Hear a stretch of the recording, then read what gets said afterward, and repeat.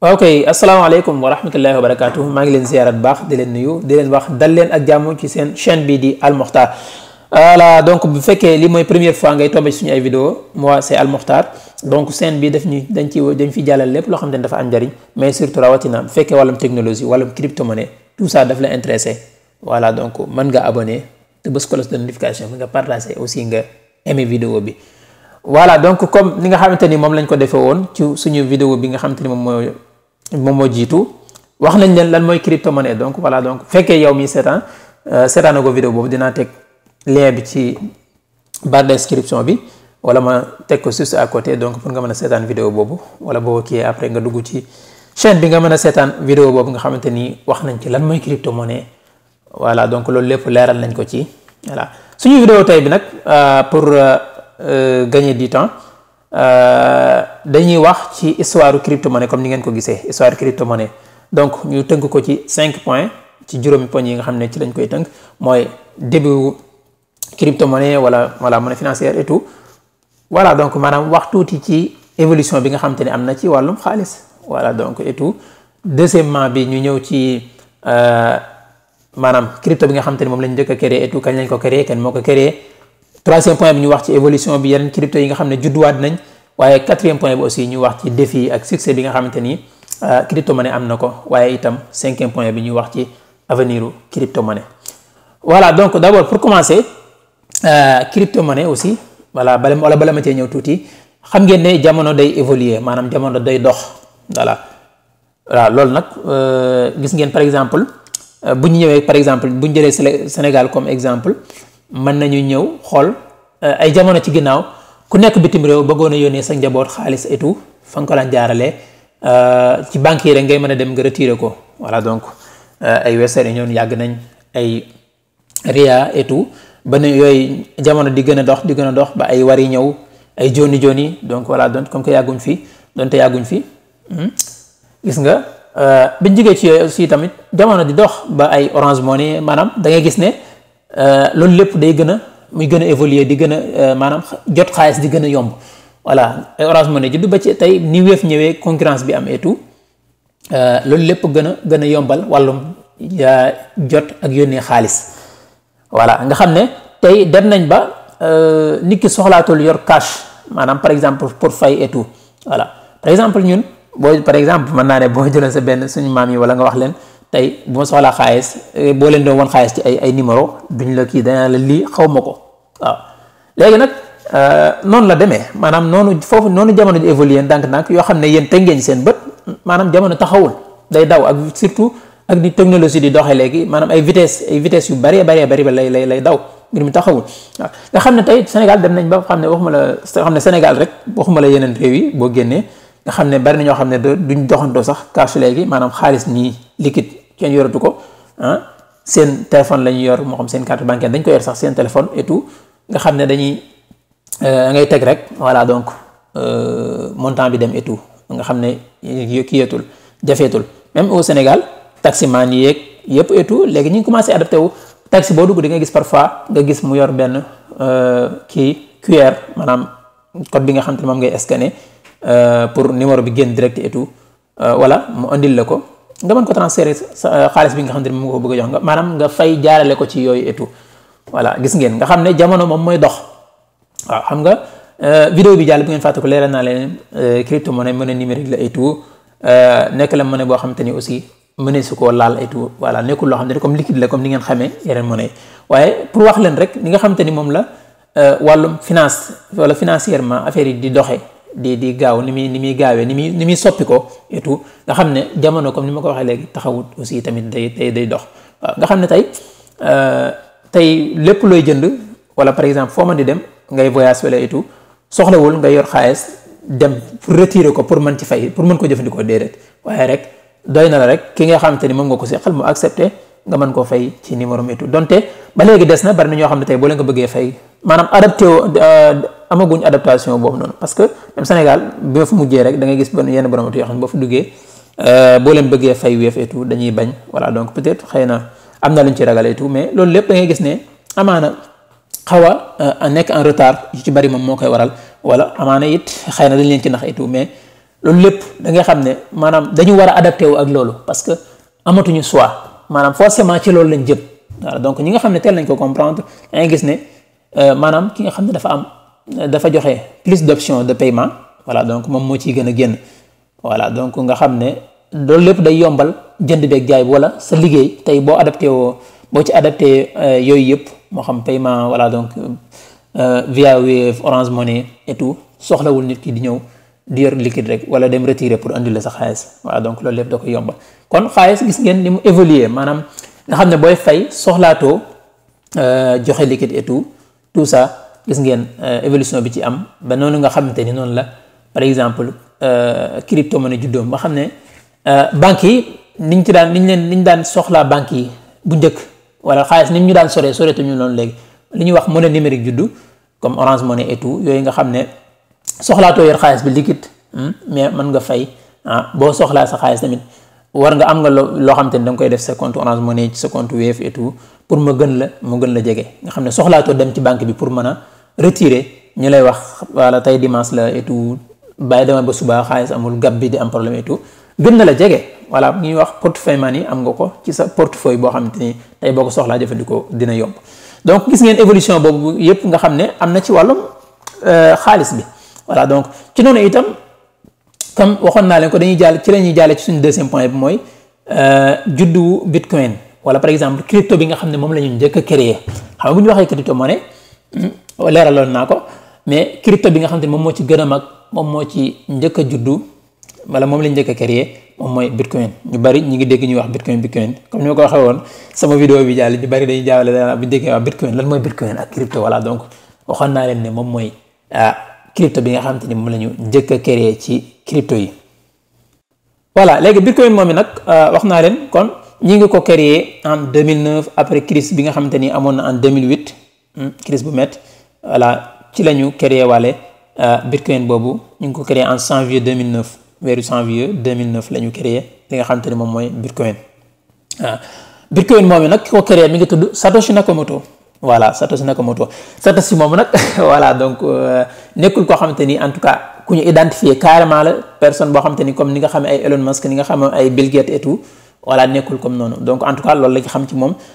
tur bi tamit boo xoolee dafa taxaw a nuru turu chinois wala japonais yi mais en tout cas peut-être ni ñu koy waxee ki ñu identifié peut-être mën na nekk en tout cas ku nekk bi Amérique et tout mais tur bi moom loolu rek lañ ci xam muy Satoshi Nakamoto moom moo créé li nga xamante ni moom mooy bitcoin en 2009 ni ma ko waxee janvier 2009 après crise boobu noonu aussi tamit crypto bi yi nga xamante ni créé na ko muy bitcoin ak yeneen yi nga xamante ni yëpp ñëwaat nañ ñi ngi dox ci technologie bi ñuy wax technologie blockchain ni ma ko waxee woon technologie blockchain tamit technologie bu am sécurité la bu am solo boo xamante ni pays yu bari ñi ngi koy commencé adapté wu comme bu yàggul dara rek Brésil ni ma leen ko waxee seen carte d'identité yi ñi ngi ko jaarale ci wàllum technologie blockchain boobu nga xam ne technologie la boo xam ne tey base de données yëpp lay garder daf koy conserver maanaam nga xam ne tey depuis bi ñu créé bitcoin en 2009 ba léegi bépp transaction boo xam ne mos na jaar ci technologie boobu wala mos na bépp transaction boo xam ne mos nañ ko def tey boo ko soxloon tey boo demee mën nga ko gis wala prix yi nga xamante ni bitcoin jaar na fa yëpp tey c'est traçable boo ko soxla woon tey mën nga ko dem teg ci sa bët voilà donc kon technologie la boo xam ne comme ni ma koy waxee bu am sécurité la boo xamante ni tey maanaam du ci domaine crypto-monnaie kase lañ ko mën a utiliser comme ni ma leen joxe exemple léegi ci Brésil et tout voilà donc kon ni ma ko waxee léegi loolu moo nekkoon deuxième point bi muy bitcoin ñi ngi ko créé en 2009 ki ko créé mi ngi tudd Satoshi Nakamoto voilà donc mi ngi ba léegi inconnu la xamuñ exactement wala xamuñu kan exactement moom mooy personne boobu noonu voilà donc loolu rek la ñu xam ci moom et tout donte day communiquer am na email boo xamante ni et tout wala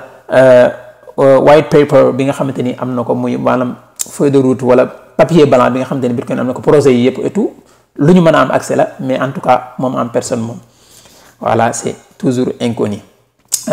contrairement ak noonu la ñu duggee ci suñu troisième point bi mooy évolution wala yaatu bi nga xamante ni wàllum crypto-monnaie yaatu na ko après bi nga xamante ni créé nañ bitcoin ci noonu la ñu duggee ci yi nga xamante ni ñoom la ñuy woowee les altcoin moom buñ ko waxee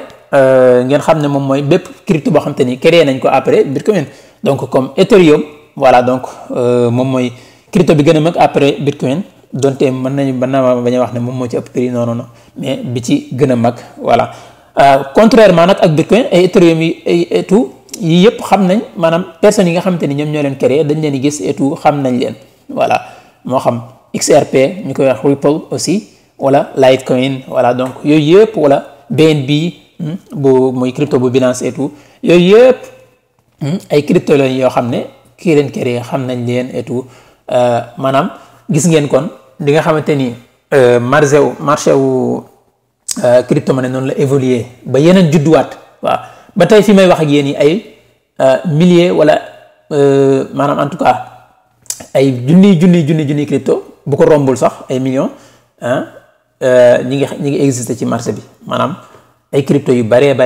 maanaam mi ngi gën a yaatu mi ngi gën a avancé voilà donc loolu lépp boo bëggee am information bopp mën nga dem fu ñuy wax CoinMarketCap nga tapé dina la indil nombre de crypto en tout cas wala yi nga xam ne moom moo disponible foofa et tout yooyu yëpp mën ngeen ko xam ak nombre d'essentiels yi donc nga gis ne domaine crypto gën naa yaatu loolu ba yeneen judduwaat yii dama leen ci jox exemple rek mais bari nañ ku ci mel ne Ethereum bi ma leen wax léegi nga xam ne moom moo en tout cas après Bitcoin moom la ñuy tudd wala Ripple muy XRP wala Litecoin ak yeneen yoo xam ne mën nañ leen a tudd dañ noonu la ñuy jàllee ci 4e point bi muy lan défi yi nga xam te ne ak succès bi nga xam te ne crypto-monnaie am na ko voilà parce que bi muy soog a génn comme lépp lu bees luy soog a génn ci àdduna bi lu ne dinañ ko wax arnaque la et tout parce que bari na ñoo xam ne crypto-monnaie bi muy soog a génn amaana fekkoon xam nañ ko wala nangu woon nañoo jël risque pour tàbbi ci aujourd'hui tey ay millionnaires parce que créé na ay nit yu ay millionnaires yu bare ba dinañ ci ñëw ci suñu vidéo yi ñëw wax leen maanaam andi leen histoire Bitcoin carrément gën a préciser sunu kii bi parce que dañ leen wax tey histoire crypto-monnaie rek mais dinañ gën a préciser suñu li ñuy kii maanaam gën a vocaliser wu ci Bitcoin andi leen histoire bi de A à Z prix bi ñu ko listé woon ak évolution bi nga xam te ni am na ko ba tey jii ñuy wax ak yéen fi prix bi toll et tout waaw donc ngeen gis ne yaatu na donc maanaam malgré ni ñu koy waxeeti manque de régulation bi nga xam te ne am na ci wala régularité bi yooyu yëpp réglementation yi nga xam te ni war nañ ko ci def vraiment loolu lépp teewul wàllum crypto-monnaie di continuer di màgg di gën a évoluer di continuer di dox maanaam loolu lépp reyu ko taxul mu dee parce que depuis 2009 ak léegi ndawatul maanaam une dizaine d'années la maanaam na fukki at yu topp voilà donc nga xam ne malgré yooyu yëpp arnaque la wala ñàkk giñ ko ñàkk réglementé et tout loolu lépp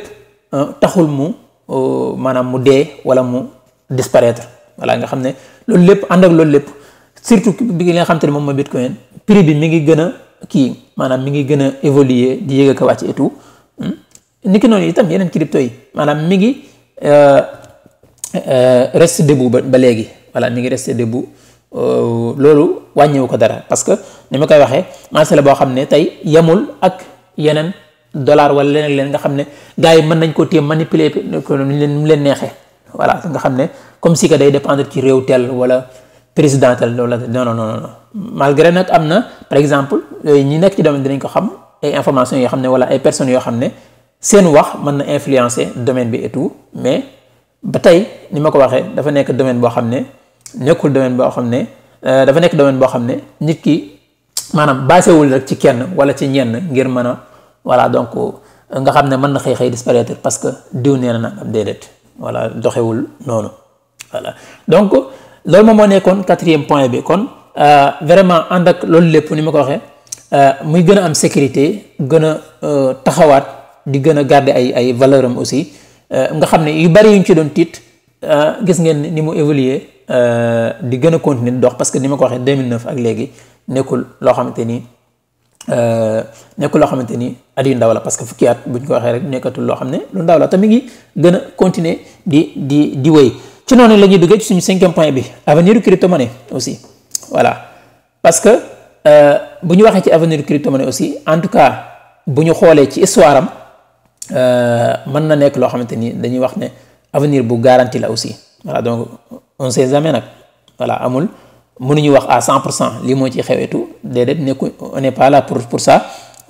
mais li ñu leen ci mën a wax mooy en tout cas tendance yi nga xamante ni moom la doon def mi ngi continuer di ko def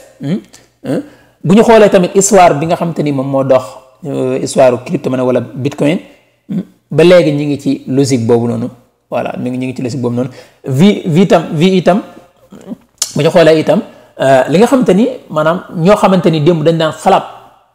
wàllum crypto-monnaie wala bitcoin et tout wëlbatikuwaat di ci intéressé wu ñu mel ne BlackRock et tout nga xam ne tey ay ETF déposé nañ ko au niveau du SEC bu yàggul rek barki Dembo Ndiaye gis ngeen ne BlackRock moom tamit déposé waat na ETF li nga xamante ni moom mooy Ethereum maanaam ñi nga xam ne intéressé wuñ ci woon ñi ngi xëy di ci gën a intéressé comme ni nga xamante ni par exemple loolu sax def yàgg na luy mel ne Salvador ak Centrafrique nga xam ne seen président boobu macha allah moom it dafa intéressé wu baax a baax ci wàllum crypto-monnaie ñoom teel nañ ko ñi nga xam ne ñoom ñoo ko njëkk a reconnaître ci lañ bokk voilà nga xam ne en tout cas ak tamit yeneen banques yu bari aussi tey ñi ngi intéressé wu ci crypto-monnaie investisseurs yi tamit maanaam ñi nga xam ne ñoom ñooy jël seen xaalis di ko investir ci dara aussi gën nañu ñëw jublu domaine bi donc loolu lépp nag buñ ko gisee en tout cas day dalal suñu xel wala day dalal xel yéen ñi dalal xelu ñi nga xamante ni ñoom ñoo nekk ci domaine crypto-monnaie xam ne lii kat maanaam ñi bañoon démb ni ñu koy waxee ñi bañoon démb bu ñu nangoo tey rek seen pexe jubul donc amatuñu choix comme ni ma ko waxee fekkoon dafa nekk seen loxo ñu koy manipuler ni mu leen neexee bu boobaa dinañ ko mën a def mais malheureusement wala heureusement pour nous pour les fans de la crypto-monnaie demeewul noonu donc amuñu choix gis nañ ne mi ngi continuer di dem malgré yi nga xamante ni ak gàllankoor yi nga xam ne yëpp jéem nañ ko def pour mu daanu et tout dafay gën a évoluer di gën a dem di créer ay millionnaires ni ma ko waxee ak tamit yenn prédiction yi nga xamante ni ku mel ne Robert Kiyosaki comme ni dëkkoon na wax ne ñi ngi xaar prix Bitcoin à $500,000 beneen bi mu mujj génn en tout cas mi ngi wax $100,000 sama jumul et tout ak ñeneen voilà donc yooyu yëpp ngeen gis ko ak ni ma ko waxee léegi ñi nga xamante ne intéressé wuñ ci woon di ci gën a intéressé wu banques yi aussi di yu mel ne banque d'Allemagne et tout yeneen waaw Hong Kong yooyu yëpp da ngeen gis ne ñu bari ñi ngi commencé intéressé wu ci wàllum crypto-monnaie loolu nag tekkiwul lenn lu dul ne lii mën na am nañ ci yaakaar wala am na gis nañ ci seen njariñ moo tax ñu ciy ñëw donc loolu lépp nag dafay gën a rassurer di gën a dalal xelu ñi nga xamante ni ñoom ñoo nekk ci domaine bi comme ni ma ko waxee léegi rek wala comme ni ma koy waxee crypto-monnaie avenir la donc ni nga xamante ni moom laa leen defalee évolution bi am ci wàllum xaalis monnaie financière ni mu demee ni mu évoluer nga xam ne la woon démb ak li tey du benn voilà donc noonu lay gën a évoluer di gën a évoluer parce que voilà mënuñu wax ne par exemple en tout cas dollar wala yeneen dinañ dem ba disparaître mais en tout cas monnaie numérique moom day gën a jëm ca kaw ca kanam voilà donc li nga xamante ni ci la noonu la àdduna bi tëddee tey comme ni nga xam ne noonu la internet di évoluer ak l'arrivée d'intelligence artificielle ak yeneen yi nga xamante ni judd nañ wala gis nañ leen mu nekk bees en tout cas lépp day garanti rek yi nga xamante ni moom mooy crypto-monnaie mën na gën a jëm ca kaw ca kanam wala mën na gën a am na avenir donc même yooyu ma ko wax intelligence artificielle am na ay crypto yoo xam ne tamit ci loolu lañ basé wu wala ci loolu lañ laal métaverse et tout voilà donc yooyu yëpp comme ni ma leen ko waxee dinañ ci gën a ñëw ci suñu vidéo yi di ñëw incha allah rabbi gën leen ko leeral donc loolu moom moo nekkoon vidéo tey bi ci 5 points yooyu après ngeen wax ñu seen xalaat ci aussi ci commentaire yi avenir u crypto-monnaie lan ngeen ci xalaat et tout donc ndax gis ngeen ne mën na nekk loo xam te luy wéy la wala en tout cas luy disparaître la et tout wax leen seen xalaat donc loolu lépp ngeen partagé ko donc ñu gën ci jariñu et tout ci gàttal daal loolu moom mooy histoire u crypto-monnaie bi mu juddoo ak ni mu évoluer ba tey ji ak tamit li nga xamante ne moom lañ ci xalaat ci à l'avenir incha allah ñu ngi foofu lañ leen di tàggoo di leen jégluwaat baax a baax di leen wax bu leen fàttee abonné bu leen fàttee partager vidéo yi bu leen fàttee aussi di aimer jaa ngeen jëf